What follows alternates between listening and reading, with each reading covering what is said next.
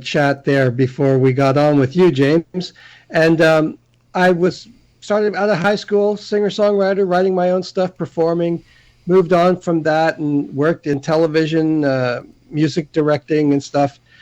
Started to produce my albums and put some of those out. And recently, just before the pandemic, I was telling Dawn I was doing vocal jazz. I was performing jazz, taking rock songs, doing jazz arrangements of them. But once the pandemic hit, couldn't do that anymore. There was no place to play and no band to back me up. So I returned back to my singer-songwriter stuff. And that's when I started to release a lot of those songs and observations about what was going on in the world. And that's when we connected, James, when I sent a few of my songs to you. So right now I'm in the works with a new album, which is due in September. And working like crazy to get it all mixed and ready to go now. So looking forward to that. So Don, start us off here, my friend.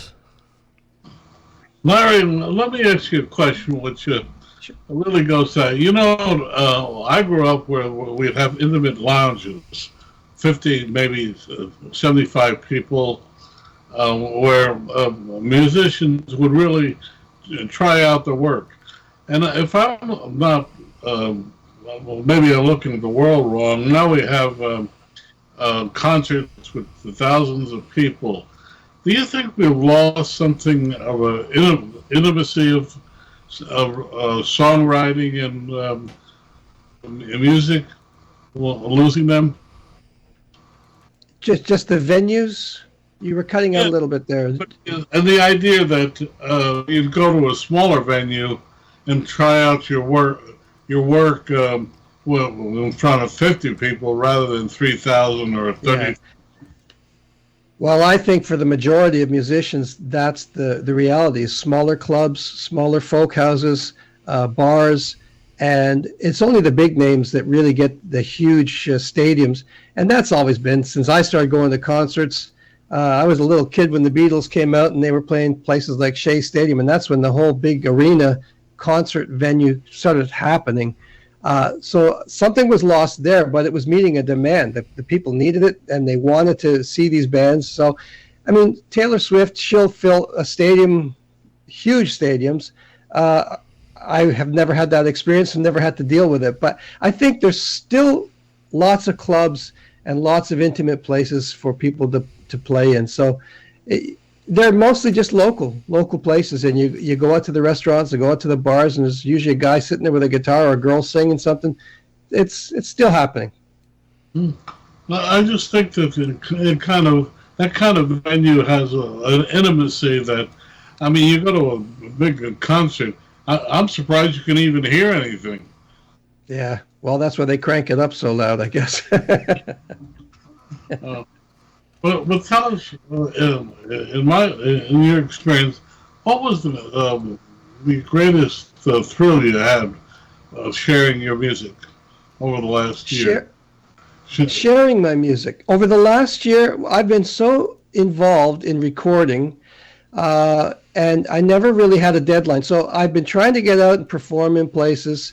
The jazz venues I played in before the pandemic, a lot of those don't exist anymore in Toronto. So I've moved on to other things and tried to get into other festivals and stuff.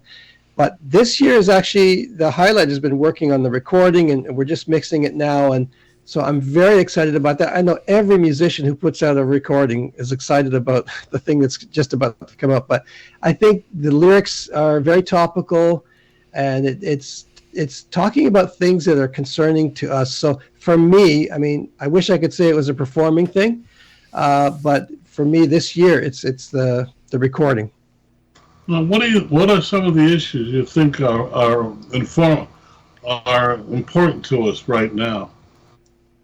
Well, for example, the song that's out now that I just released with Art Menius Radio is called "Hey Politician." Now that was a song. It was a bluegrass song. I wrote it really just as a novelty kind of song. I never meant for it to go out. It talks about politicians, having Wall Street friends, that in the past we used to listen to politicians and pretend that we agreed.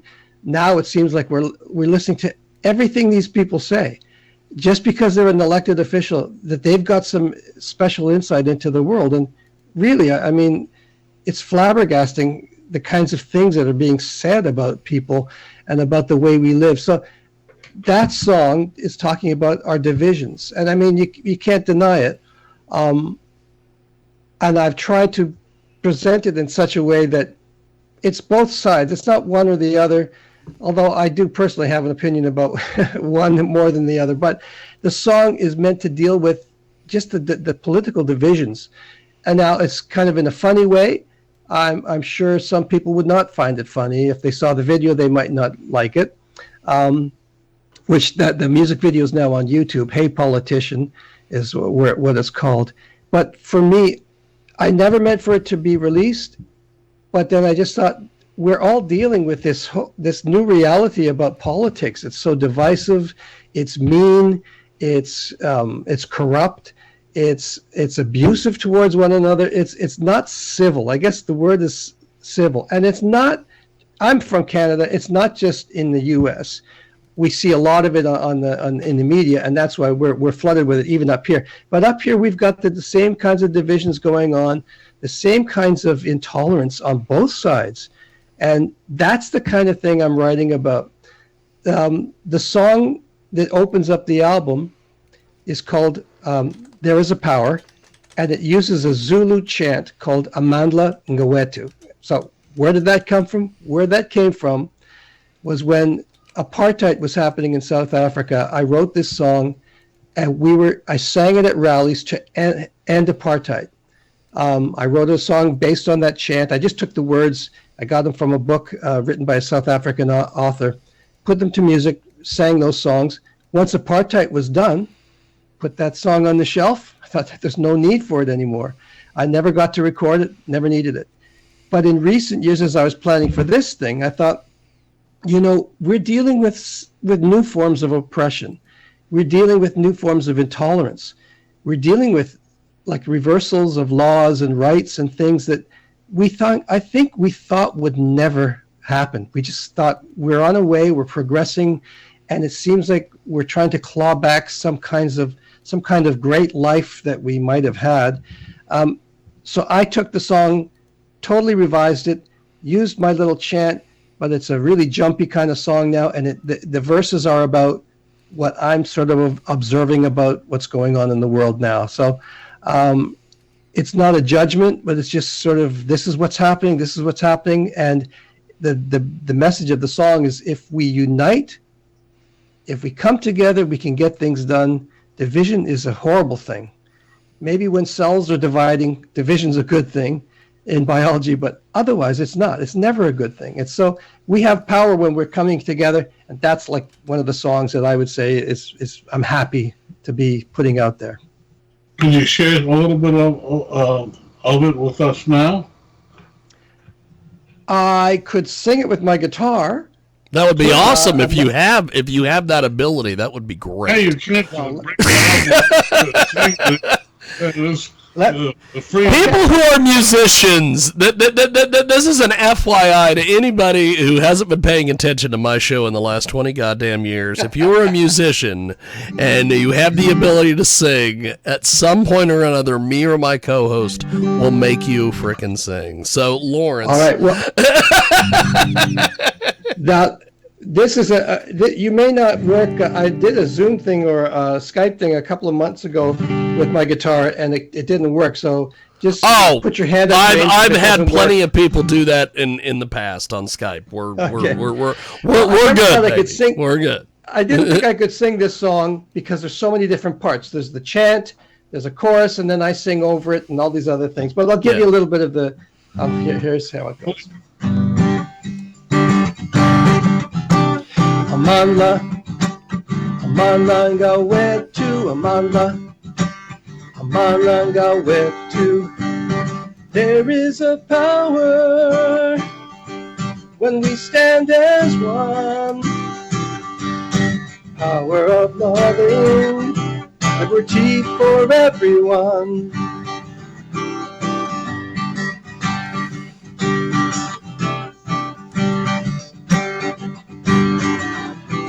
There's a darkness slowly creeping. It's a widening divide. Everybody's got their own truth. Everybody's got their side. We could cling to what divides us and ignore the wrong we see. But the darkness might surround us.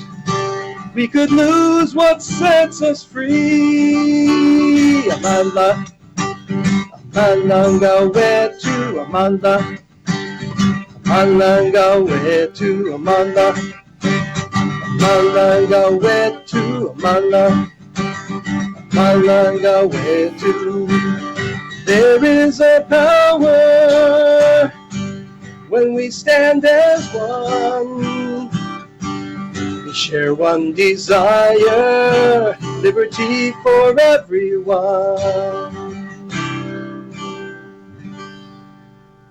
That's half the song. Thank you. Well, there's quite a thing going around today, and talking about up until 2000, most politicians had fought in one war or another, and they had learned to accept little compromises for the good. But after 2000, most of the politicians no longer have the shared memory of wartime or right. Army. What do you think about that?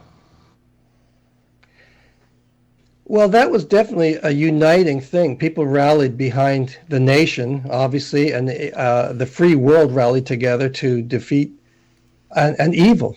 Yeah, and I think that's an important thing, and maybe that was a lesson that this generation hasn't had to experience. But I never went to war.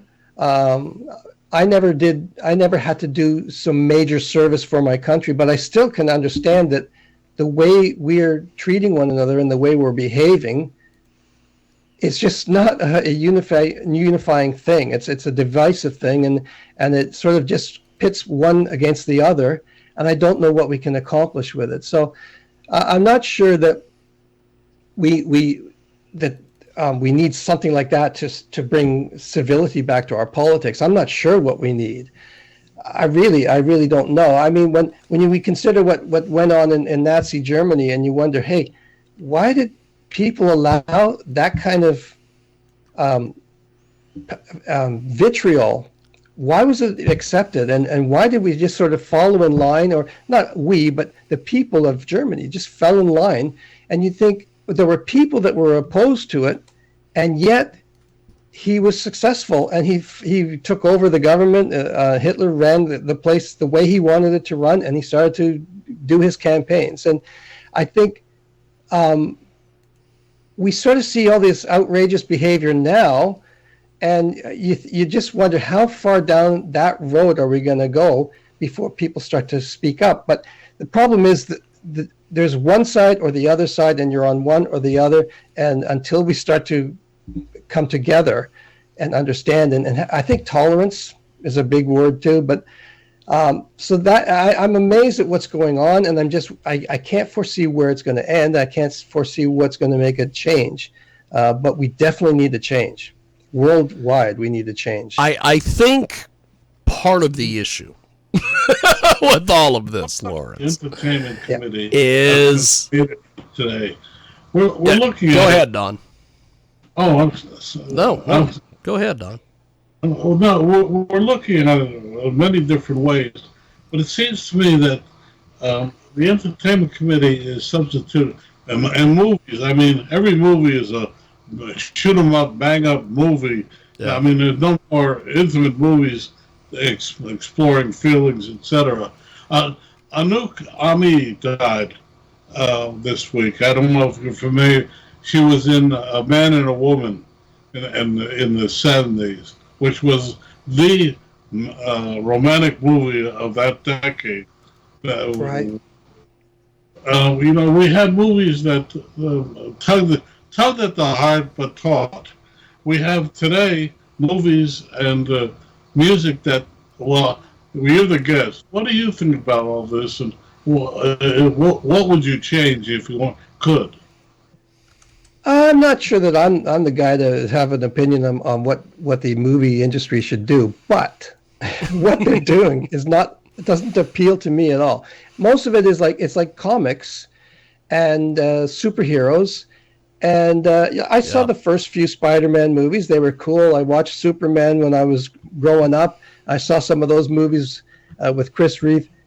I mean, those were interesting, but we also had, like you said, all these touching stories, great fiction, and stories that talk about humanity, relationships, and overcoming tragedies, and sometimes not being able to overcome tragedies.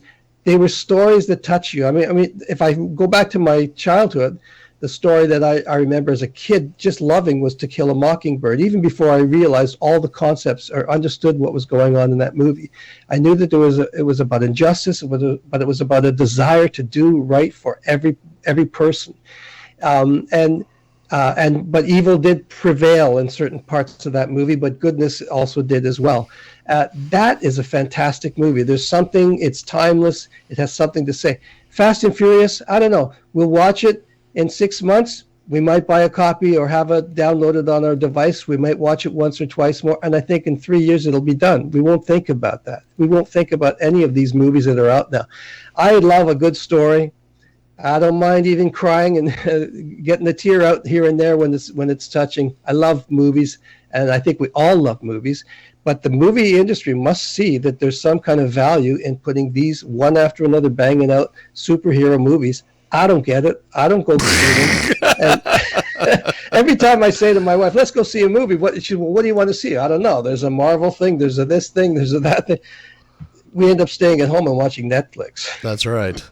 Well, we've got Lawrence Folk with us today. He joins us live. Don Mazzella with us as well. We're going to be talking with Larry Tracy here in just a few, and also Hung Kao will be with us as well. So, Larry, talk to us a little bit about where we can pick up your music.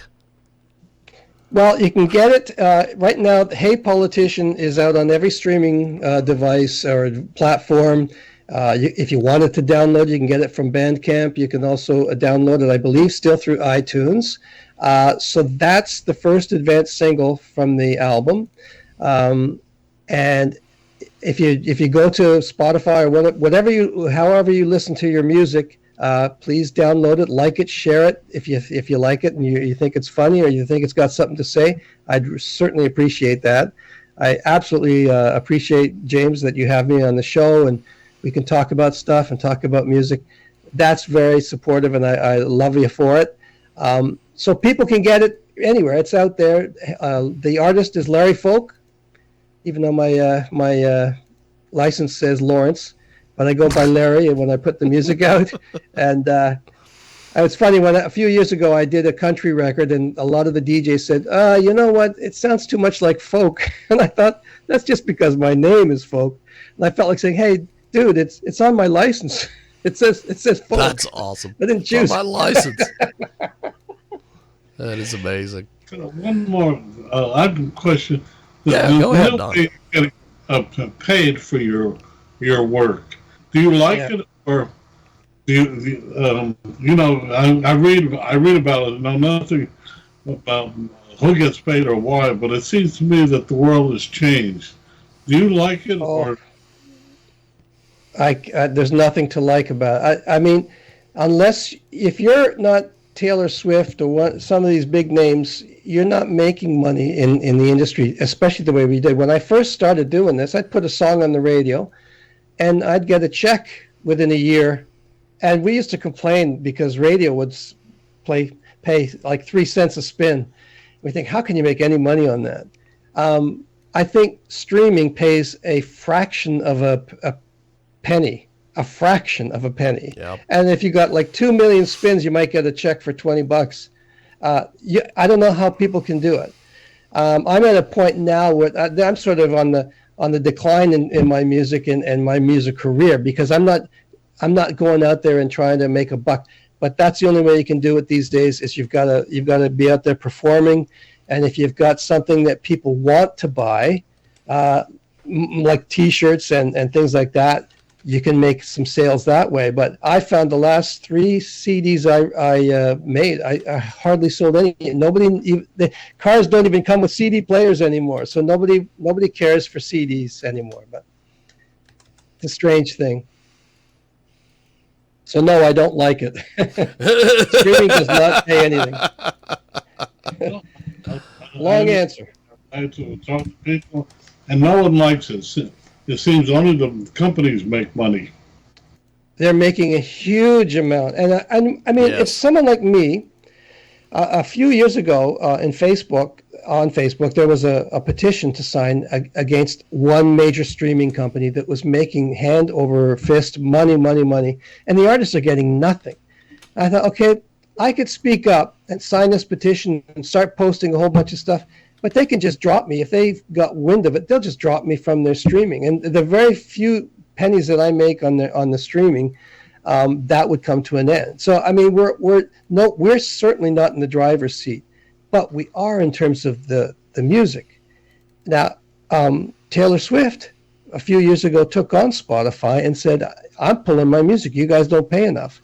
She's back on Spotify. So I don't know. Nothing changed because I know the rates of payment didn't go up, unless she's got some kind of a deal herself that benefits her and good for her. But I think we got into this culture with music that if I get 5,000 views of my YouTube video, I should be happy. I don't know why I should be happy. If I get 5,000 airplay on terrestrial radio, I'm happy there because I'll actually make some money. But I think we're happy with likes. And we're happy with people Yes. giving a thumbs up, but that ain't going to pay the rent. No. Well, I had somebody, I had a conversation with somebody a couple weeks ago where they were like, well, would you rather be rich or would you rather be famous? And I'm like, well, I'd rather be rich because I could buy fame. That's always the deal, man. It's like I used to always say when I would see movies that had The Rock in it. He's got a good agent. Yeah. Well, yeah, he's got a good agent. That's why he's in all the movies. It isn't because Dwayne is talented. It's because he's got a good agent. And so here's the deal: if I'm rich, I could go out and get a good agent. I could buy all the likes I want. I could do all that nonsense. But if I'm famous, well, I'm famous. I don't have any cash. Yeah. As a songwriter, a few years back, I decided when I was getting older, this was when I was a lot younger than I am now, and I thought, okay, it can't be about me. It's got to be about the songs. I'm going to work really hard. I worked with Dick McVeigh in Nashville to get some of my songs that he really loved. He really thought they were the best things I'd ever written. One is called Gathering of Friends. I said, let's get someone else to sing it. Because if someone else can put it on their record and they can put it out and I'll make money and I don't have to be the famous one to put up with all the nonsense that comes with being famous. Yes. But I'll be able to make money from my music. We had very little success because it's so hard to get to the artists that might be able to do something with it. So Dick gave such a great effort to try and get some music out there. But after a while, I just thought, nope, I got to get out there and start singing it myself. It's the only way it's going to get out there. So I'm not really seeking the fame, but if I can get a paycheck and a little bit of fame, I'll take it. That's right. That's right. Well, Lawrence, before we let you go, because we've got to get to our next two guests that we have coming in here, how do we, once again, get in touch with you online, get your stuff, get involved with everything you're doing? Thanks for asking for that, James. It's larryfolk.com, just LARRYFOLK.com. You can visit the website. You can reach out to me there. There's a contact form. I'd love to get you on my mailing list. If you like the songs and you want to hear more, I'll let you know when the new album's out. But look it up on any of your streaming platforms, Larry Folk. If you want to hear my jazz stuff, Don, you might want to check that out. It's LJ Folk. I tried to keep the jazz separate from the songwriting stuff. But I don't think I should have done that because people are just confused. But people are just confused. That is fantastic. I think I was confused more than anything by doing it. But that's where they can get it. LarryFolk.com is the easiest way. Reach out, give me a note give me a shout if you like the songs, and I'll write back to you. I will. Fantastic. Well, Larry, this has been fun. Every once in a while, I like to when I know it's just me and Dawn here. I like to be able to kind of take a break from some of the craziness. But well, that's great. But I'm glad you were able to join us today. Frank Sinatra on. So, like I say, music stopped for me when Frank Sinatra. Yeah. Well, Larry, I've got to go because my next guest is here. Okay. But I really appreciate it. Thank you for making some time for us. We'll talk to you soon. Talk soon. Really appreciate it, my Don. friend. There he goes. That is Lawrence Folk, Larry Folk, with us today. He joins us on a very fast and furious iHeartRadio program today. Also, AM/FM 24/7.